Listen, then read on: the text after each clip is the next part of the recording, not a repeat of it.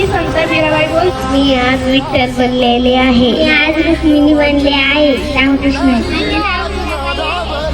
मी आज संत तुकाराम बनलेलो आहे. रामकृष्ण.